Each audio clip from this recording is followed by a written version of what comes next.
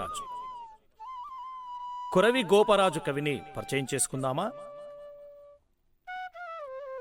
ఈ కవి పరిచయం నేర్చుకున్న తర్వాత మీరు కొరవి గోపరాజు గురించి సొంత మాటల్లో రాయగలుగుతారు. అంతేకాదు, కొరవి గోపరాజు రచనా శైలి గురించి చక్కగా వివరించగలుగుతారు. ప్రశంసాత్మకంగా వ్యాసము కూడా రాయగలుగుతారు. ఈ చిత్రాన్ని ఒక్కసారి పరిశీలించండి. ఈ చిత్రంలో కనబడుతున్న వ్యక్తిని చూస్తే మీకు ఏమనిపిస్తున్నది? ఈ కాలానికి చెందిన మనిషి అయితే కాదు కదా అనిపిస్తున్నది కదూ? నిజమే. ఆయన 15వ శతాబ్దానికి చెందిన కొరవి గోపరాజు. కవి కొరవి గోపరాజు తెలుగు కథా సాహిత్యంలో తెలంగాణ రారాజు మన కొరవి గోపరాజు. కామాంబిక, కొరవి కసవరాజు, కొరవి గోపరాజు తల్లిదండ్రులు.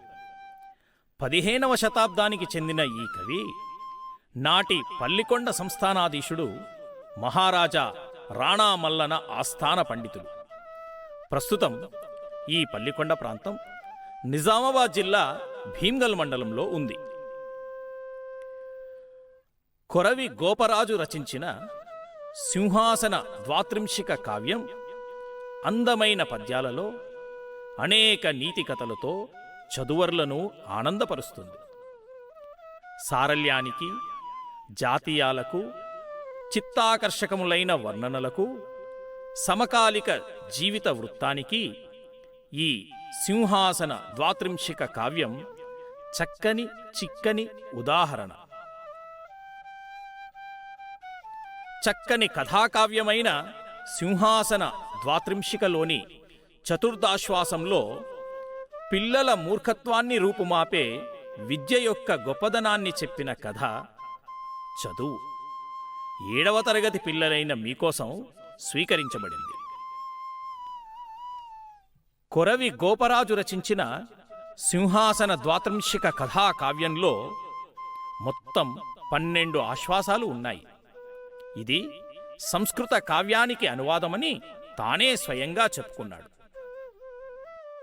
ఈ సింహాసన ద్వాత్రింశిక కావ్యంలో విక్రమార్కుని దివ్య సింహాసన సోపానములపై ఉన్న 32 సాలభంజికలు భోజమహారాజునకు చెప్పిన కథలున్నాయి. ఇందులో 2వ ఆశ్వాసం నుంచి 12వ ఆశ్వాసం వరకు మొత్తం 32 కథలు పద్యరూపంలో హృద్యంగా రచించారు కొరవి గోపరాజు.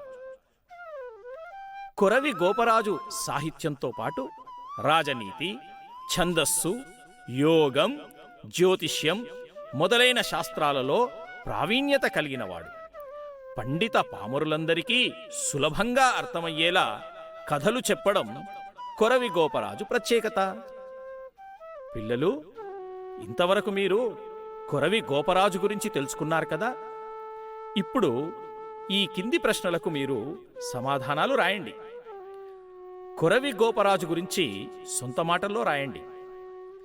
అలాగే కొరవి గోపరాజు రచనా శైలి గురించి చక్కగా వివరించండి. సరేనా?